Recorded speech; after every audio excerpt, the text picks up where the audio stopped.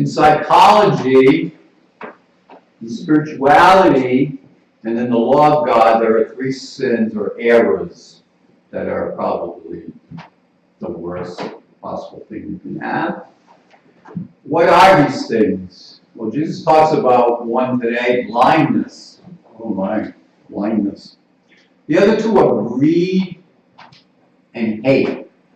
So we have blindness, greed, which Jesus talks about today, greed and hate. Those are the everything, that's the foundation of anything that's bad. And these 3 sins can be a drag. Evidence of my own experience, they comprise the source of my own suffering. If I look at my suffering in my life, I can pinpoint it to being blind, being greedy, and what's the third one? Hate. Ooh, hate, that's a tough one. These 3 sins can be a real drag on everyone's life. And they're all like roots of a plant intertwined. They're interconnected, these 3 sins. Let's talk about greed first, right? Greed drives us to cling to grab onto, or to hoard things we want, right? And hate drives us to avoid and resist what we don't want. So greed, we're grabbing onto it, we want it, we want to hold on to it. And hate, I can't stand her, I don't want her around, I don't want him at my party, I can't stand that person. So that hatred is either one thing or another. Grasping onto it, greed, I gotta hold on to it. Or, please. My resistance to something I don't want is in resistance for something I do want. Do you remember years ago, and they fight against each other, right? The things that you want to grab onto and the things that you want to push, it's a push me, pull you kind of thing. Remember what that was in Dr. Dolittle, push me, pull you? It was like a llama, and he had 2 heads and a body in the middle, and they couldn't get anywhere because one was pushing and one was pulling constantly. And that's what grasping or hoarding or wanting and then hating does. It causes a dichotomy. It causes a push and a pull. Keep that in mind. All life is not black and white. We know that. Greed and hatred aren't necessarily an all or nothing thing, both occurring in various degrees, right? Some days I could hate a little bit, and some days, oh wow, I'm hunting for bear. I could hate everybody in the world, right? So there are various degrees of hating and being greedy. I might be a little greedy, and I might hate a little bit, but they're pretty much all the same. The sisters to those 2 are jealousy and envy, and they're part of the package. Even in minor discomforts, we don't like this or we don't like that, to consuming passions. It goes from one end of the spectrum to the other. But we have to watch out for them, because sometimes if somebody can tick you off, and it might be a small thing, right? It might be a small thing that a person might say to you. And if you run with it, by an hour, you're ready to burn the house down. You are wild. A small thing can make a big explosion. We all know this. Something that maybe we just dislike a little bit on this end can, by the time you get over here, watch out. If I'm held in the throes of jealousy, that's because I want to possess a particular object. I want a Mercedes, or I want a diamond ring, or excluding others.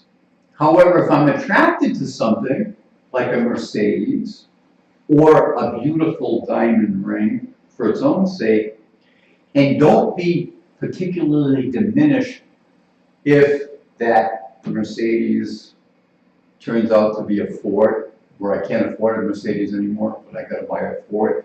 If it doesn't really bother me, whether I own a Mercedes or a Ford, but I do own a Mercedes, then that's fine. There's nothing wrong with that. As long as you can give it up and say, big deal, it's a Mercedes, it has 4 tires. Oh, there's a beautiful diamond ring. Beautiful, beautiful. But if you had to give it up, would your world come to an end? Would your identity, would you be any less of a person if you lost these things? If you can answer that question, then you're fine with all of your things that you have. If I'm a millionaire one day and lose it all the next day and are not destroyed by that loss, it might hurt a little bit. I'm not saying that, we're human. If my identity is not tied up with money, I'll be okay, and you'll be okay too. Because in the end, we all know that not a dime is coming with us, not a red cent. We come in with what we go out with, 0. In fact, we probably go out with it a little bit because when we came in, we had no clothes, but on the way out, they dress you up, usually. Suppose I'm running for a seat on the Fall River City Council, and my opponent wins the seat. I may very well be disappointed that I lost, but I'm only human. Yeah, I'm disappointed that I lost. But it's equally human to be glad for my opponent's success, understanding that he wanted to win as much as I wanted to win, or she. Supposing I win the seat, I might be really pleased and happy with my success. I wanted to win, didn't I? Yeah, of course I wanted to win. But in my pleasure, I'm also capable of sympathizing with the loser, too. Can we sympathize with the loser's disappointment? I hate to say it, but we have a president who sympathizes with no one. Period. I don't even know he's still in office. If I can find a degree of graciousness within me that allows me to exchange myself with other people, then my simple likes and dislikes, for whatever difficulties they might bring on me, are not rooted in my identity as a Christian. I can pick them up or I can leave them on. That's an important thing to ask yourself this week. Can you throw away, pick up, or throw away your riches? And will that make you sad or happy? If your identity is connected with your riches,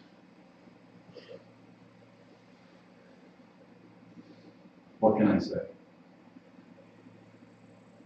Oh, the poor loser and the poor winner struggle equally. Indulging in greed and hatred makes the world a worse place. My whole reality becomes a threatening standoff between what is perceived inside my mind and what's actually going on. Have you ever noticed that within yourself? Sometimes we have an opinion on something and we're blind. We're wrong. And when we come to the point where we realize we were wrong, can we admit it? Can we admit that we weren't saying, oh my God, I was deluded on that one. I was totally wrong on that one. A lot of times we can't do that. We want to stick with, no, I'm right. I'm right. You're wrong. And even when we know we're wrong, we're too prideful to say, oh, geez, I messed that one up. Can we do that? That's blindness if we can't do that. And it's hard with people. We are people with frailties. But we have to look at our lives and what is delusion in our life and what is reality. And that's difficult sometimes to do.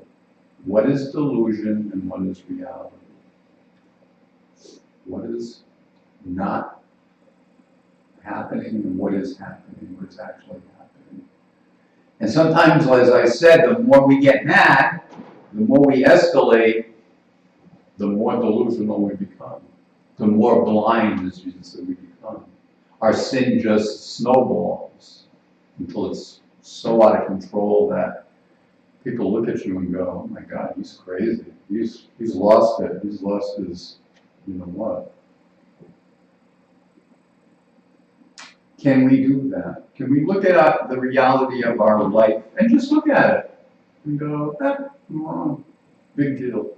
What's going to get us if we're right all the time?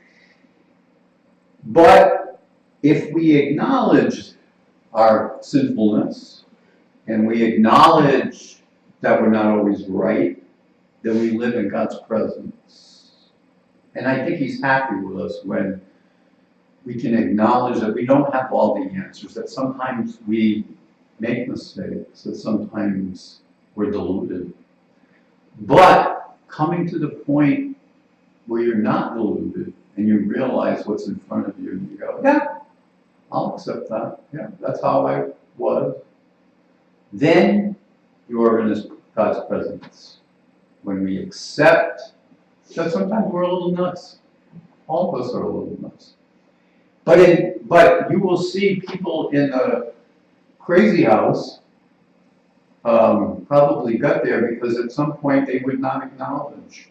And they bought into this fantasy that their reality was true. And they are living in another reality. It comes to the point where they get so crazy that they're living in another reality.